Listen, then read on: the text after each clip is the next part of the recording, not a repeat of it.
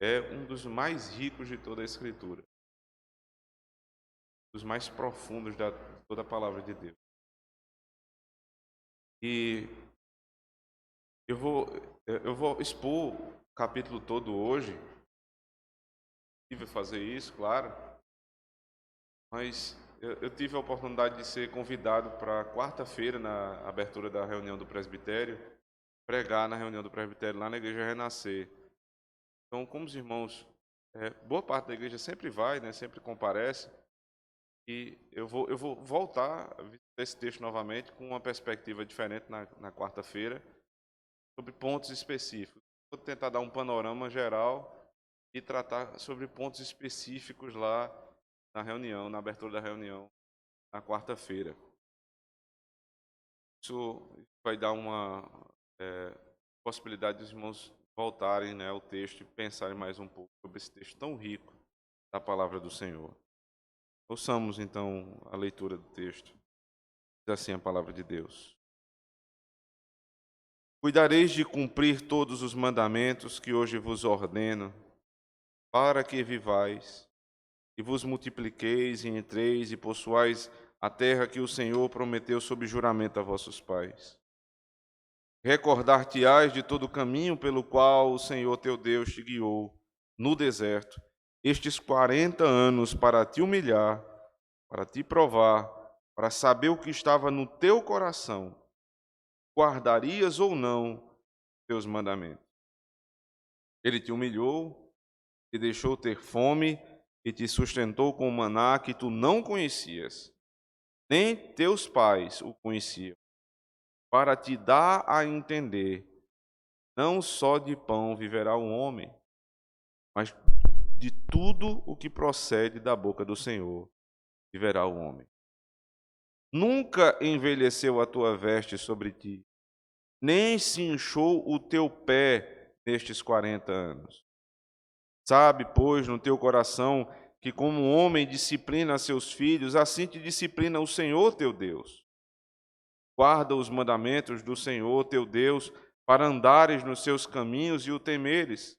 Porque o Senhor teu Deus te faz entrar numa terra boa, terra de ribeiros de águas, de fontes, de mananciais profundos, que saem dos vales e das montanhas, terra de trigo e cevada, de vides, figueiras e romeiras, terra de oliveiras, de azeite e mel, terra em que comerás o pão sem escassez, e nada te faltará nela, terra cujas pedras são ferro, e cujos montes cavarás o cobre. Comerás e te fartarás, e louvarás o Senhor teu Deus pela boa terra que te deu.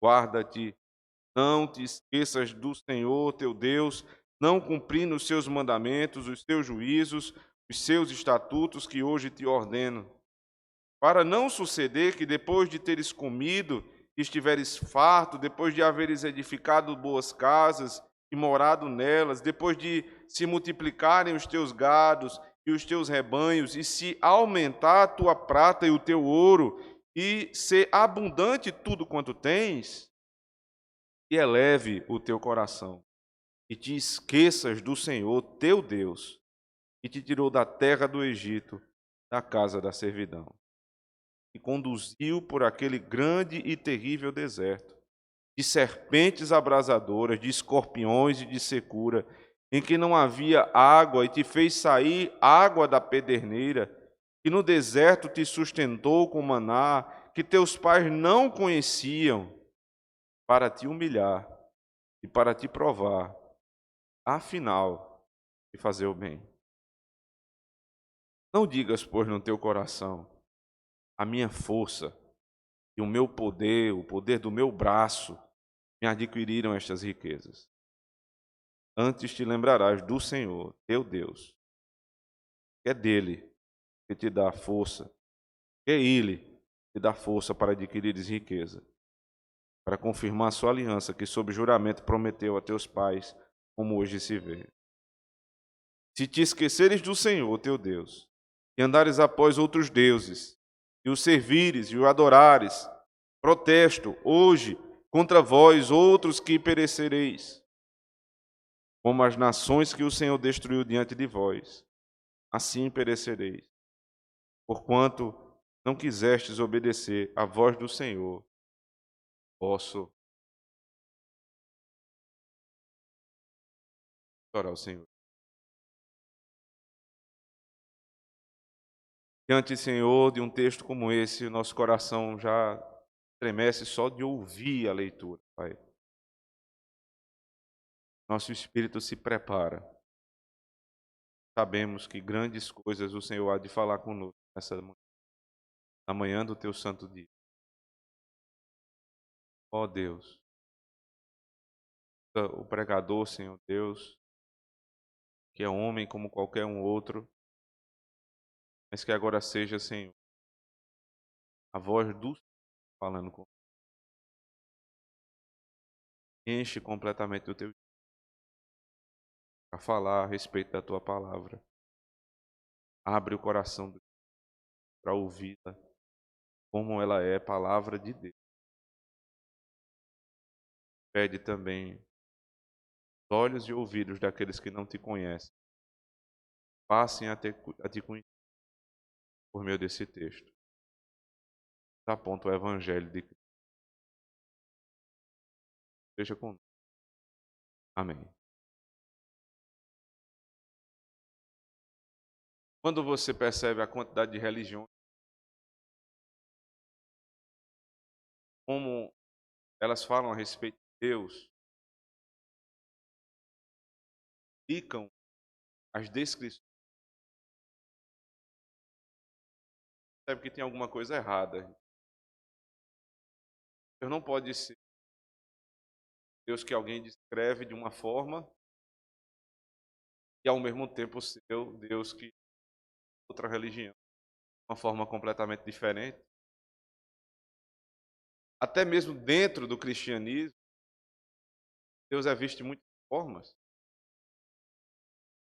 Você percebe que denominações elas vão afastando cada vez mais da palavra de Deus, à medida que elas mudam a descrição e a forma de ver quem Deus é. Então, para uns, Deus é aquele que resolve o problema do meu casamento.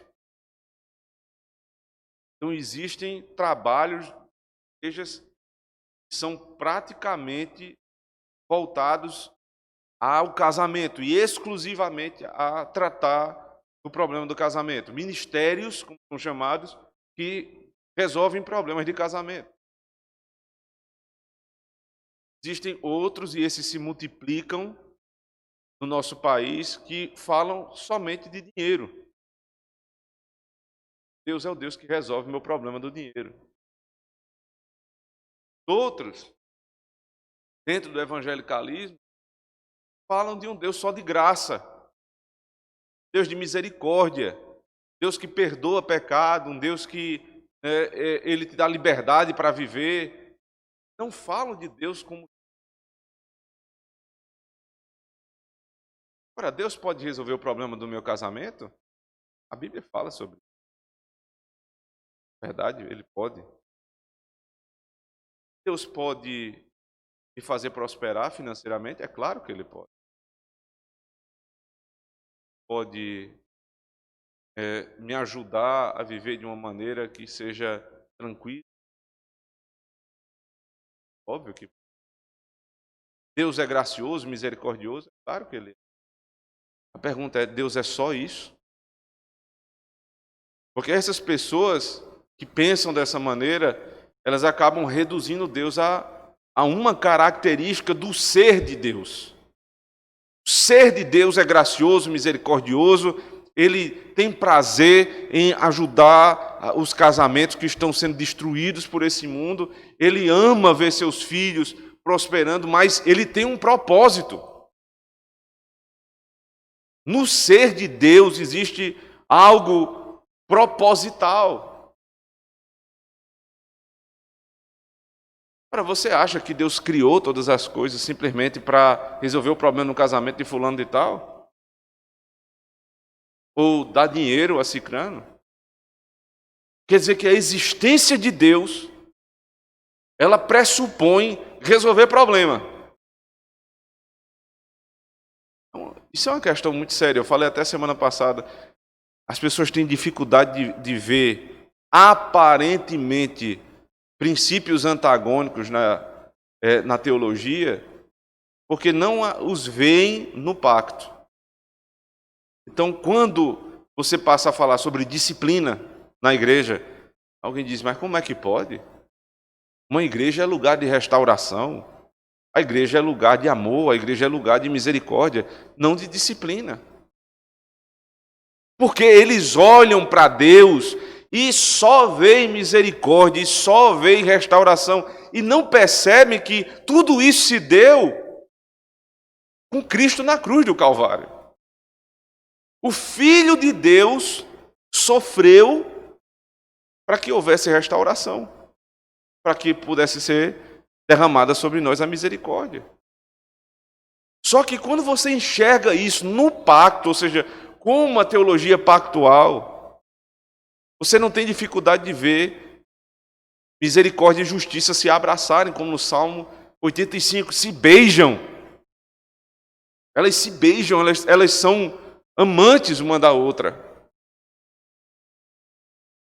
Você não vai ter dificuldade também de entender responsabilidade do homem, soberania de Deus. Esse texto fala, quando Deus diz, vocês precisam guardar a minha lei para que vivam. Isso é uma ordem, vocês têm que guardar a minha lei. Aí imediatamente o texto vem e diz, foi Deus que te tirou da terra do Egito, da casa da servidão, ou seja, foi Deus que te salvou. Ele te guiou pelo deserto. O que é isso? Não fui eu que me salvei. E também não vou ser eu que vou me santificar pelo deserto. É Ele. É a soberania dEle. É o poder dEle. Mas Ele não retira a exigência. Vocês têm que guardar a minha lei. Como é que eu entendo isso? Isso aqui é o pacto de Deus com o homem. No Éden, ele disse a Adão, se você cumprir a exigência do pacto, não comendo o fruto, você vive. Mas se você não cumprir, você morre. Era o chamado pacto das obras. Então Adão pecou e quebrou o pacto das obras. Então o Senhor providenciou um outro pacto. E disse que o filho da mulher esmagaria o filho da descendência da serpente. Ele esmagaria a própria serpente. Ela feriria o calcanhar, ele esmagaria a cabeça, ou seja, ele mataria Satanás. E aí Deus providenciou vestimentas feitas de pele de animais, quando Adão tinha tentado fazer vestimentas para si, na religião do mundo, onde a salvação vem de mim mesmo. Aí eu encontro as duas coisas. Porque Deus diz a Adão, aos filhos de Adão e a todas as outras gerações que eles precisam guardar a lei. Como foi feito com Noé quando saiu, né, da grande arca depois do dilúvio. Guarde a minha lei. Mas naquele mesmo instante foi oferecido um sacrifício de um cordeiro. Para dizer, o cordeiro foi morto, agora guarde a minha lei. Só no pacto isso é possível. Fora da teologia pactual, irmãos, as pessoas vão continuar brigando, sem entender. Elas vão continuar dizendo que no Antigo Testamento os homens foram salvos porque guardavam a lei. Mas agora estamos na era da graça. Mas espera aí. Então se a era da graça está liberou geral, porque está na graça e nós lemos lá em Gálatas 5, o apóstolo Paulo dizendo que nós devemos andar no Espírito mesmo na era da graça, usando essa linguagem, né? Aí ele diz, agora, Se vocês se santificarem, contra isso não há lei. Ou seja, então há lei contra o pecado. Como havia no Antigo Testamento, há no Novo Testamento. Eles ficam debatendo essas coisas sem sentido. Como é que Abraão foi salvo? É só ler Gênesis 15, verso 6. Ele creu, isto lhe foi imputado por justiça. Como é que você foi salvo? Você creu, então isto lhe foi imputado por justiça, a justiça de Cristo. Não há distinção nenhuma entre Abraão e você nesse sentido de salvação. É por isso que nós somos chamados filhos de Abraão. Como é que eu sou filho de Abraão? No pacto, o mesmo pacto que Abraão tinha em Cristo, eu tenho também. É assim que eu vejo Deus. É assim que eu me aproximo desses textos. Sempre bom relembrar esse ponto.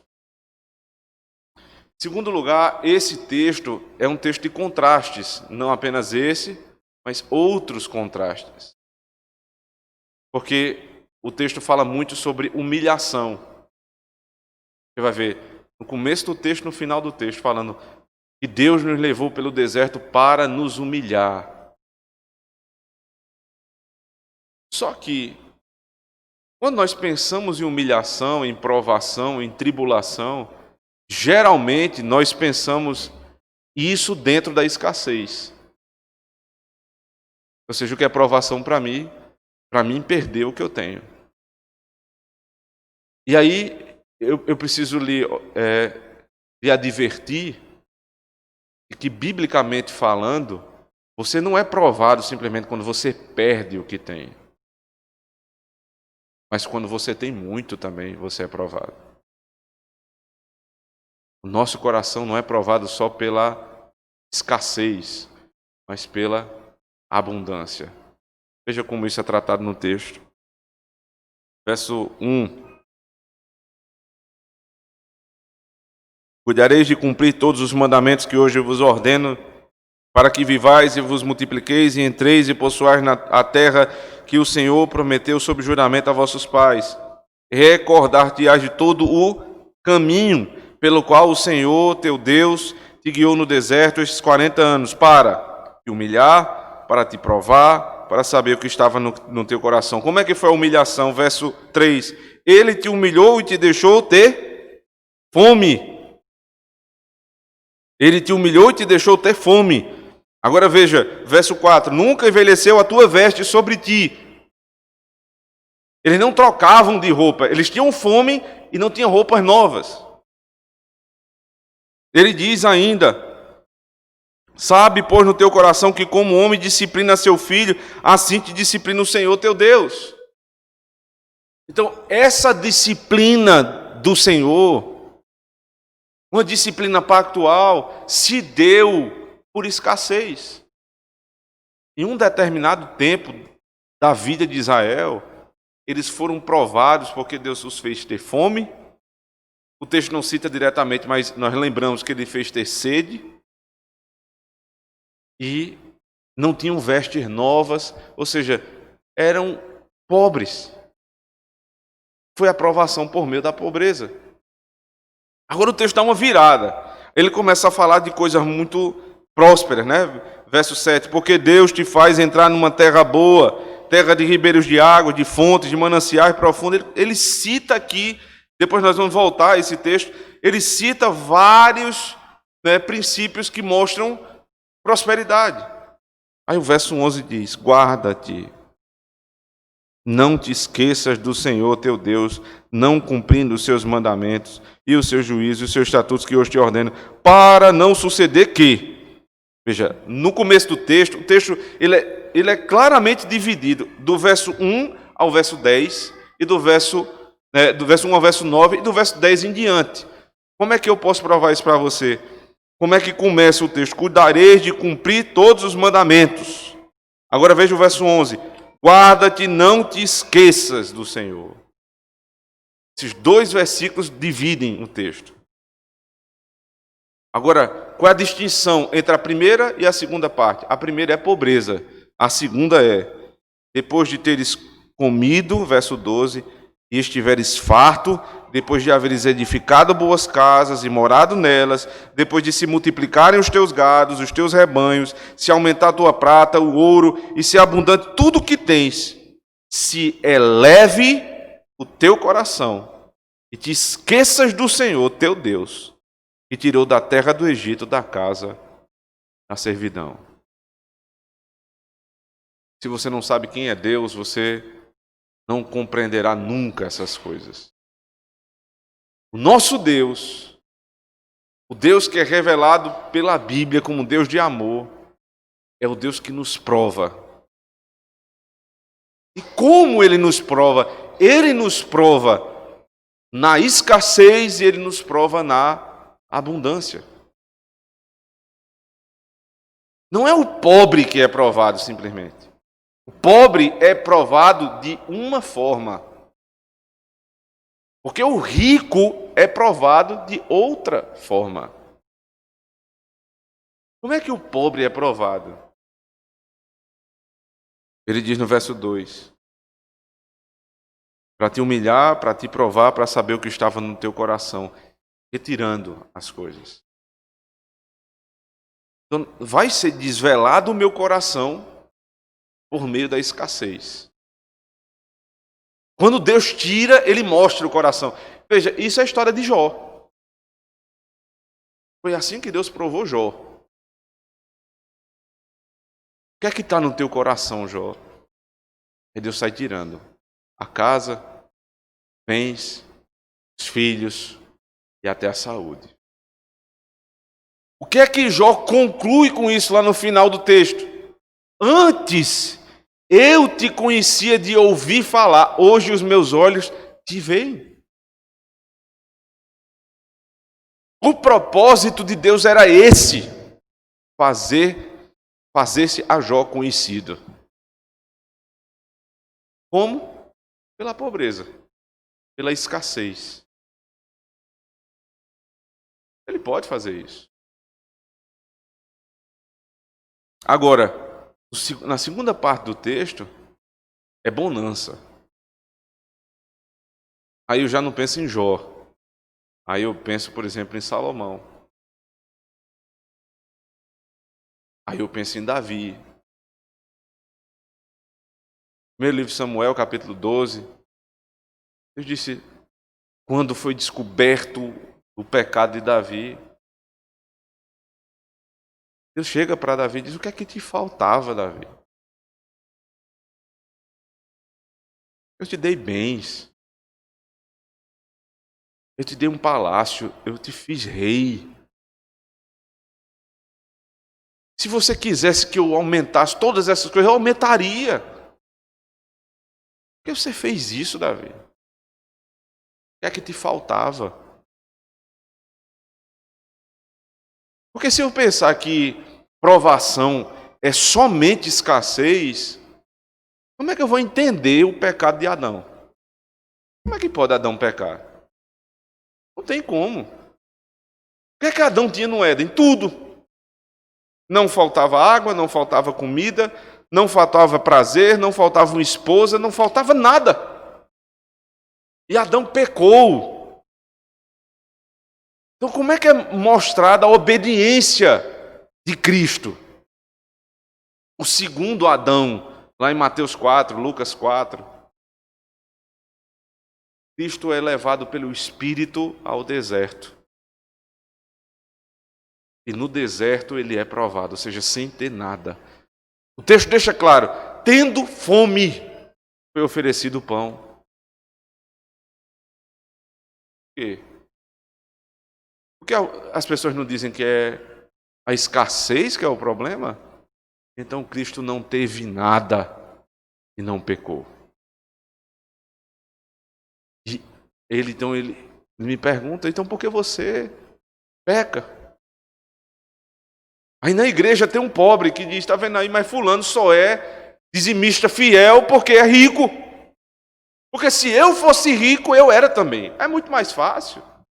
Você ganhar 50 mil reais, o que é você tirar 5 mil e contribuir na igreja? Não é nada. Agora, eu só ganho 1.000. Então, quando eu for rico, vou contribuir. Quando Deus me der isso, eu vou ser feliz. Eu não sou feliz ainda, por quê? Porque Deus não me deu um casamento. Sou uma pessoa triste. Eu não tenho emprego. Minha família não gosta de mim. Aí você fica nessa... A lista não tem fim, não. Se for elencar aqui os motivos, cada um de nós vai ter um motivo para esperar essa tal felicidade. Nunca chega. Porque é escassez. Aí tem um sujeito na igreja que já está aqui. Tem tudo. Aí ele não é fiel nas suas contribuições. Aí ele chega para a diaconia e diz assim: é porque você não sabe a minha despesa. Eu tenho muita despesa. E o que eu dou é mais do que qualquer outra pessoa dá na igreja. Aí alguém se casa e chega e diz assim: o casamento é bom, mas tem muito problema, pastor. Espera aí, você não disse que se casar resolveria seu problema? Agora o casamento virou o problema.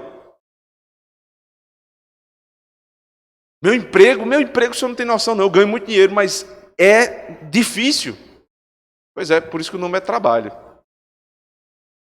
Se fosse fácil era descanso, não é trabalho. E a lista que era tão grande, ela só muda os nomes, mas ela continua crescendo. Na escassez ou na abundância, eu nunca estou satisfeito. E aqui está a raiz do problema. O problema não é se eu tenho muito ou se eu tenho pouco. O que acaba com aquela conversinha da igreja, né? Ah, eu sou o pobre coitado, ou eu sou rico, mas tenho muitos problemas. É satisfação no Senhor. Eu não serei feliz, sou feliz. Isso é inclusive um tema de um velho hino cristão.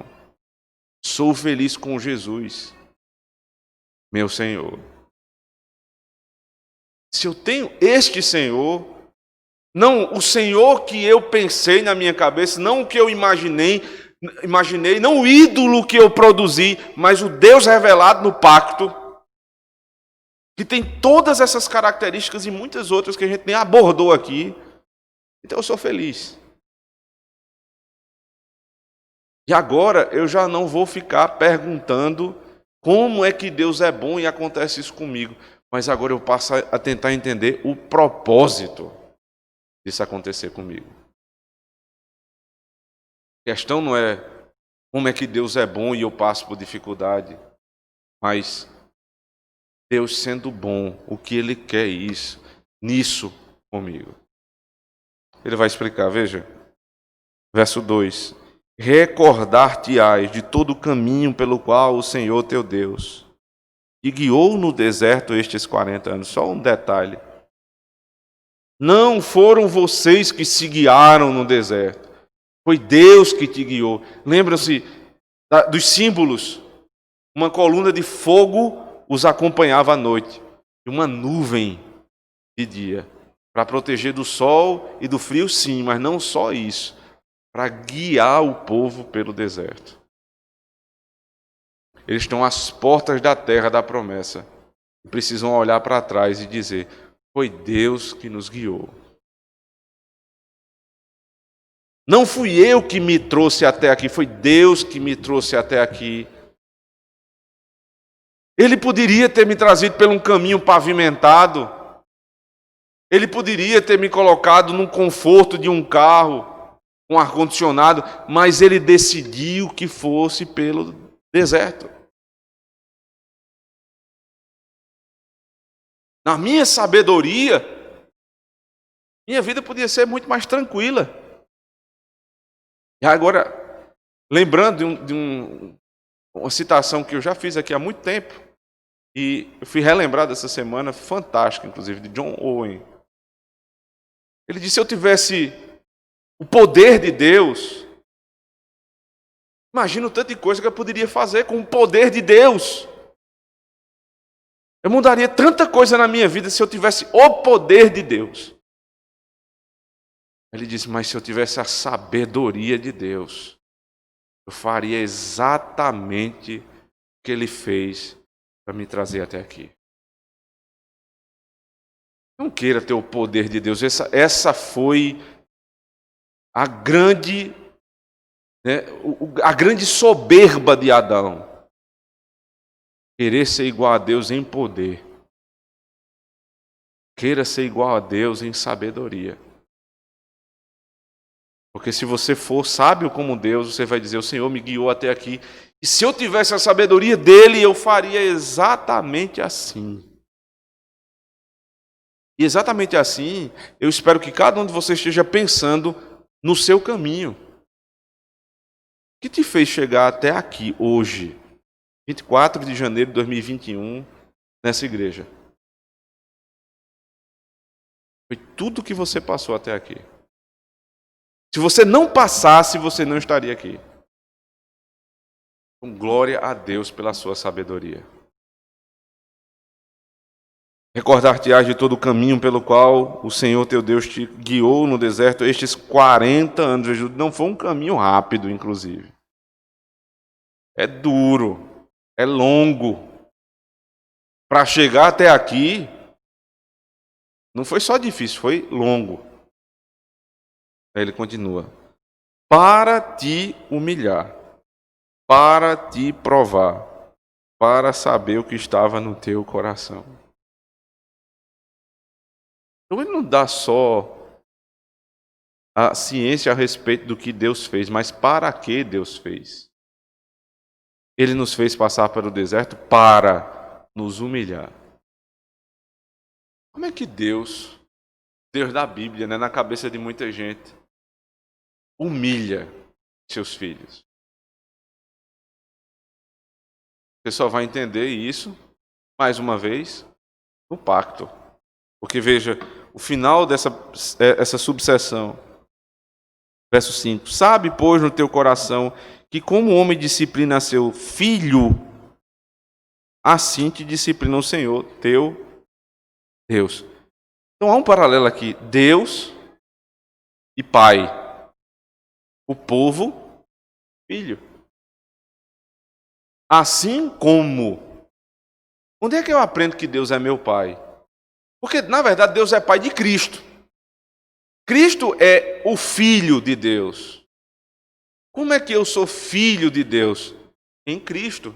Ou seja, por adoção nós fomos feitos filhos de Deus. Eu não sou filho de Deus naturalmente, eu sou filho de Deus em Cristo. Agora você pode entender porque Deus me humilha.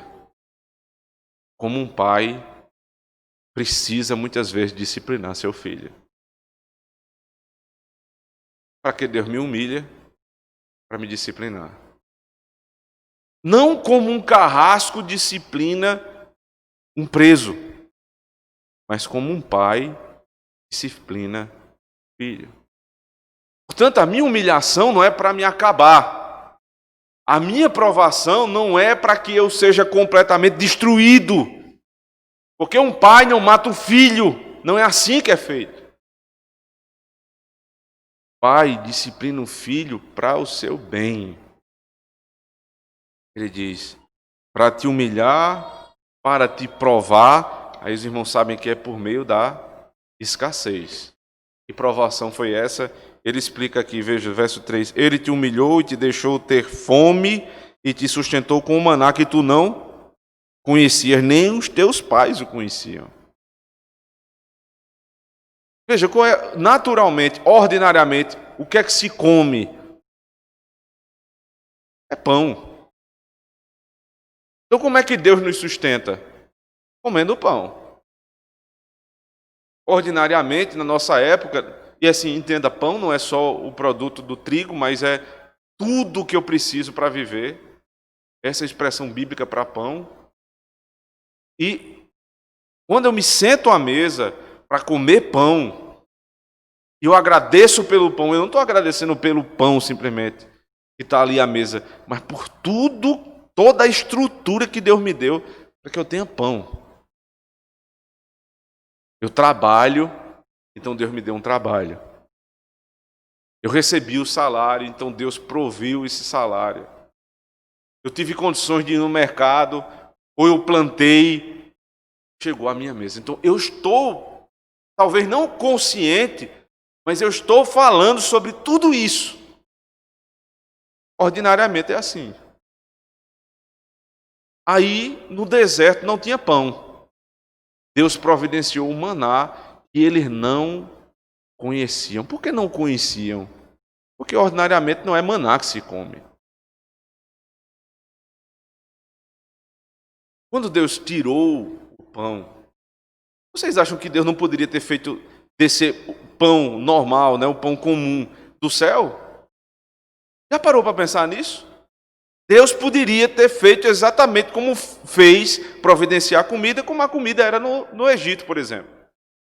Mas ele não quis dar o pão comum. Ele quis ir além. Por quê? Porque isso é evidenciar o tamanho do milagre. Vocês não estão comendo pão comum. No meio da provação, da escassez, eu faço até brotar pão do céu. Descer pão do céu. Agora aplique isso para hoje. Ordinariamente, você come pão trabalhando, suor do teu rosto. Mas pode haver uma época na sua vida que o Senhor lhe prive o trabalho. E você vai dizer, e agora, meu Deus, como é que eu vou comer pão? Eu não vou dizer como, mas eu vou dizer o que ele faz. O necessário, até pão do céu, ele faz descer. Entenda, o sentido figurado. Ele pode usar meios extraordinários. Não tem trabalho. Surge de um lugar que eu nunca trabalhei. É que pode uma coisa dessa? Não é o pão ordinário, mas veio. Chegou à minha casa. No meio da escassez. Coisas que não acontecem na abundância, acontecem na escassez. O sujeito é pobre, e ele está lá, meu Deus, o que é que eu vou fazer para comprar a feira essa semana? Aí chega a visita da junta diaconal. Aí ele, orgulhoso, diz, não, eu nunca comi da mão de outra pessoa, eu como do fruto do meu trabalho. Onde é que está Deus que não vê isso? Ó Deus, na tua porta. Os diáconos na tua porta foram enviados por Deus. Não seja orgulhoso. Você entende? Para você não ficar pensando assim, o maná é uma coisa que eu tenho que lembrar, que aconteceu lá atrás, no Antigo Testamento, mas hoje não acontece mais não. Aí um bando de crente incrédulo que acha que é só a força do trabalho, da sua mão, que vai resolver o problema. Ora, o Deus que fez descer maná no deserto é o Deus que faz que nós possamos sobreviver por aquilo que nós não conhecíamos. Esse é um princípio eterno. Sabe por quê? Tem coisa mais incompreensível do que a salvação? Coisa mais inesperada do que o Redentor que nos foi dado? Quem poderia, qual é a mente humana que poderia pensar nessa história? Deus se fez homem, nasceu como um bebê numa manjedoura, foi perseguido, humilhado, passou quase 30 anos servindo como carpinteiro, depois começou a pregar, ajuntou ali 12 homens. Morreu na cruz para nos salvar. É por isso que é dito, é a loucura do Evangelho. Porque não é assim que se pensa. Como é que os homens pensam em salvação? Veja a mitologia. A mitologia é fantástica nisso aí. É briga de Deus com outro Deus, a confusão. Aí você vai e sacrifica para um Deus, aí você vai e sacrifica para o outro. Mas não veja só a mitologia, não. Olhe para o catolicismo romano e olhe também para dentro do evangelicalismo como muitos pensam em salvação. Como eles pensam em salvação.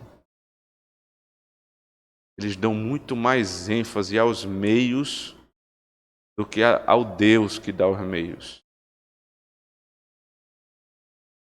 Os ímpios são sempre assim, eles sacrificam ao seu próprio trabalho. O ídolo deles, o Deus deles é o trabalho. Eles acham que eles comem pela força do braço. E nós não. Nós descansamos. Eu hoje como porque eu trabalho na igreja e Deus proveu a essa igreja condições de sustentar o pastor. E se amanhã não tiver? Então eu não vou fazer nenhuma conta para frente pensando que amanhã não pode ter. Não. Eu vou crer isso dentro de uma responsabilidade. Que Deus que provê hoje por meio desta forma, amanhã ele até, se for o caso, ele faz maná descer do céu. É assim que nós devemos crer.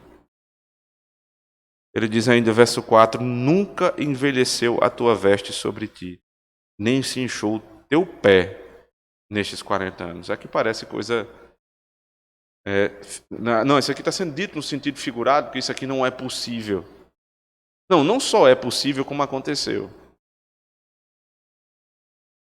Muitos de nós já citamos esses acontecimentos e nunca paramos para colocar isso na prática. Como é que aconteceu? Foram 40 anos. Então, lá na saída do Egito, tinha um bebezinho de colo. Veja só. E chegaram com 40 anos lá. Quantas roupas eles tinham? As mesmas roupas.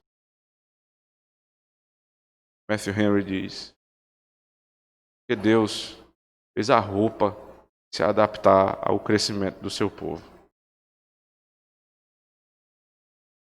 Sou eu que vou me adaptar ao mundo. Mas se eu estou seguindo o caminho que Deus está me guiando, as coisas exteriores, elas precisam se adaptar à fé que eu tenho. Eu não vou forçar para que eu entre no mundo, para que eu caiba no mundo, para que o mundo me veja bem. O mundo tem que se virar para se adaptar à igreja que está no mundo. O problema do mundo, a roupa, não é só o bebê que cresceu, né? Mas assim, durante a vida, 40 anos, a gente engorda e emagrece. Então ele engordava a roupa, ele emagrecia e a roupa cabia. Aí você quer explicação científica para isso? A Bíblia nunca foi um manual de ciência. São os improváveis. São os improváveis. Quem podia pensar nisso? Existe uma série de teses também que eles carregaram muitas roupas, eles iam trocando as roupas um com o outro. 40 anos, o texto diz, a roupa não se rasgava. Que roupa é essa? Que marca de roupa é essa para eu comprar, para eu não comprar roupa mais nunca no mundo? Vou morrer com essa roupa. Mas não era só roupa, não. Ele diz: o teu pé não se inchou. Sempre que a gente vai comprar sapato, a gente tenta, né, pegar um sapato confortável. E as marcas aprenderam isso, aí sempre tem a linha Comfort, a linha Sense, a linha não sei o quê, para tentar mostrar que eles estão buscando conforto para a gente possa ficar em pé mais tempo. Mas esse aqui é demais, né? Não inchou o pé numa caminhada de 40 anos. Não era sapato com a tecnologia que tem hoje, era sandália aberta. Não soltou as tiras. Tem uma marca aí que ela diz que quando é original não solta as tiras, né? Quantos anos? Qual é a garantia que dá? 40 anos. Não soltou as tiras. Sabe, pois, no teu coração que, como um homem que disciplina seu filho, assim te disciplina o Senhor, teu Deus. É assim que Ele te disciplina na escassez. Agora, como é que Ele te disciplina na abundância? Verso 11. Guarda-te, não te esqueças do Senhor teu Deus, não cumprindo os seus mandamentos, os seus juízos, os seus estatutos, que hoje te ordeno, para não suceder que depois de teres comido, estiveres farto, depois de haveres edificado boas casas e morado nelas, depois de se multiplicarem os teus gados, os teus rebanhos, e se aumentar a tua prata e o teu ouro, e se abundante tudo quanto tens, se eleve o teu coração e te esqueças do Senhor teu Deus, que te tirou da terra do Egito, da casa da servidão.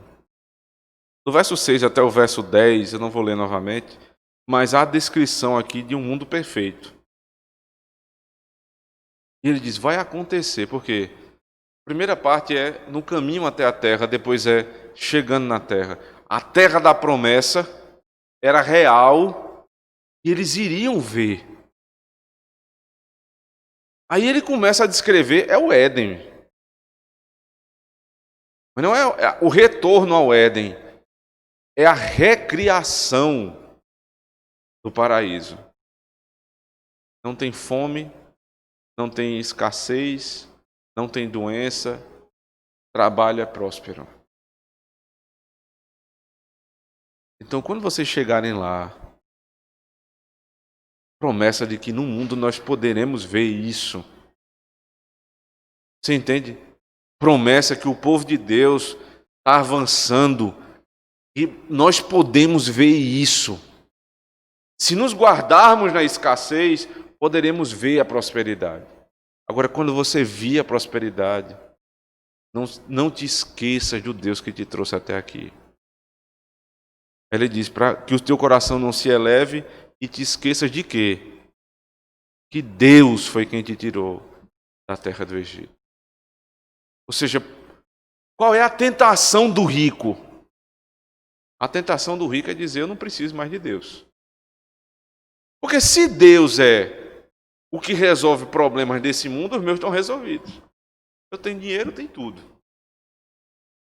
É assim que o rico de coração vê o Evangelho. É por isso que muitos, quando ficam ricos, esquecem de Deus.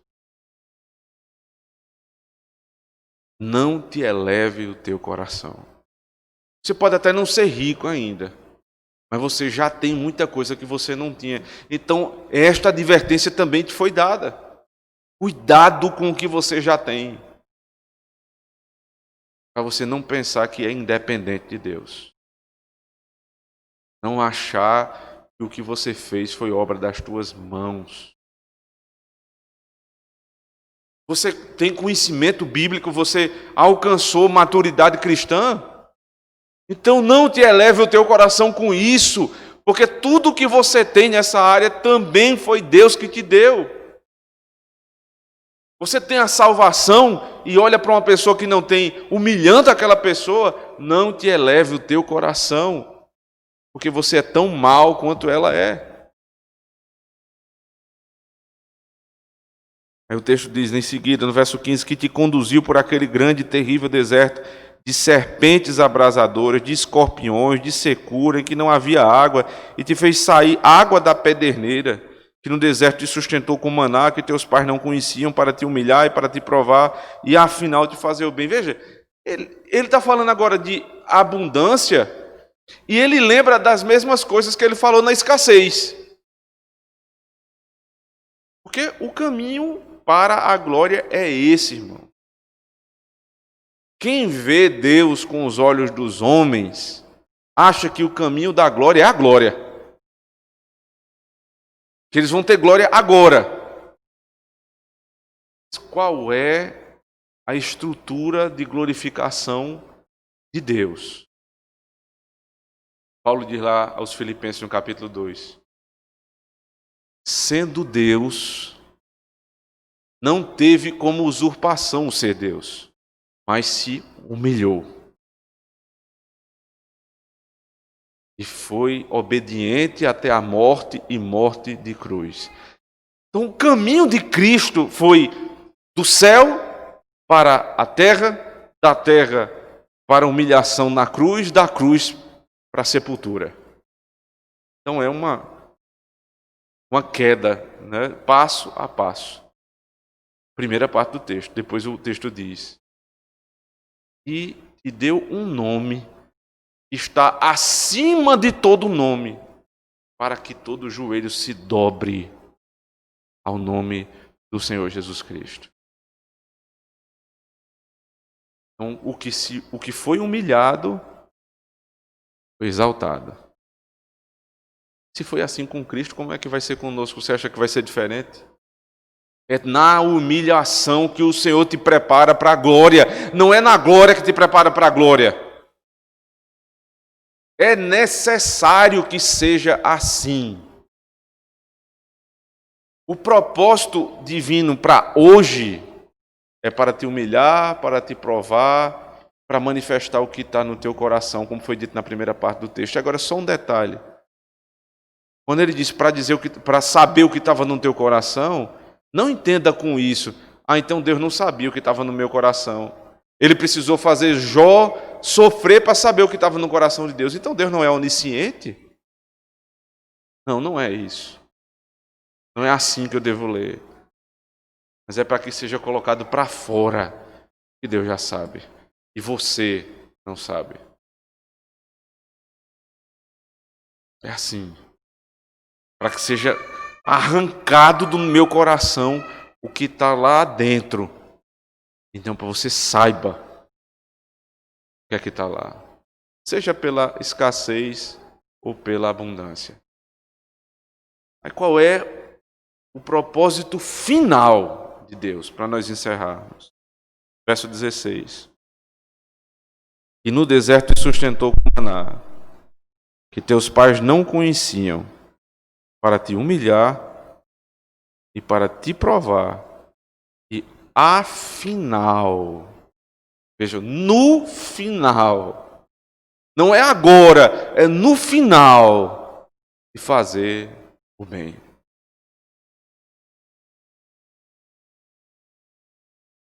Se o bem completo não foi feito, é porque ainda não é o final. Quando for o final, todo o bem será feito. Aí você deve se lembrar agora de Romanos 8, quando o apóstolo Paulo diz: todas as coisas contribuem para o bem daqueles que amam a Deus. Todo mundo usa esse versículo, todo mundo, sem exceção, todo crente usa. A gente está no meio da tribulação e a gente diz: todas as coisas cooperam para o bem dos que amam a Deus. É verdade. Só que se você for ler Romanos 8, você vai perceber que o que Paulo está tratando ali não é minha aprovação simplesmente agora, que vai contribuir para um bem final nessa tribulação. Mas ele está falando ali de escatologia, da vinda de Cristo, da glória eterna. Então, todas as coisas que eu estou passando contribuem para o bem final, que é a minha salvação, a minha glorificação, mas não isso. Isso não é o principal para a glória de Deus. Esse é o bem final. minha vida precisa glorificar a Deus. Na abundância ou na escassez. Paulo, mais uma vez, usando tudo isso como pano de fundo, diz: eu já aprendi a passar por fome, eu já aprendi a ter tudo, eu já aprendi a ser perseguido, eu já aprendi a ser exaltado, eu já aprendi. Veja, eu não sabia, eu aprendi. Como é que eu aprendo? Passando por essas coisas e ouvindo a palavra de Deus. Aí ele diz no final: tudo posso naquele que me fortalece. Mesmo que me dá o deserto, é o que me dá o maná. O mesmo que me impede de comprar roupa nova, é o que faz a roupa velha se renovar. O mesmo que me coloca numa caminhada de 40 anos de sofrimento, não permite que o meu pé se inche. Porque no final, ele fará o bem. Tem dúvida disso? Lembre-se de José. Foi vendido pelos seus irmãos, preso injustamente. Foi feito governador do Egito. Quando seus irmãos estavam diante dele pedindo pão, e se atemorizaram porque perceberam que era o seu irmão, governador do Egito, o único lugar que tinha pão naquela época. Ele disse: não se perturbe o seu coração. Vocês intentaram o mal, mas Deus intentou o bem. Aí ele completa ainda: para que a vida fosse preservada. A vida de muitos. Não a vida de todos, mas a vida de muitos. Cristo, quando se preparava para a cruz do Calvário, ele disse: tu é o meu pão, tu é meu cálice, meu corpo e o meu sangue. Vocês não vão beber vinho novamente até que venha. Onde é que ele estava indo? Para a cruz do Calvário. Quem estava mandando ele para a cruz do Calvário? O pecado de todos nós. O sofrimento de Cristo foi pelo meu pecado. O que é que ele intentava no sofrimento do seu filho? Deus intentava no sofrimento do seu filho o bem da igreja. O que é a tribulação? O que é a escassez? O que é a abundância? Senão meios, métodos de Deus para fazer o bem ao seu povo. O que é a mesma escassez e a mesma abundância para os ímpios? O método de Deus para fazê-los chegar ao inferno. Ele os priva para que murmurem. E ele os dá muito para que blasfemem.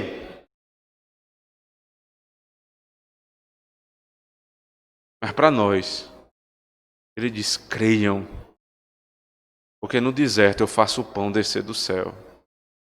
E na abundância, sou eu que te dou o pão.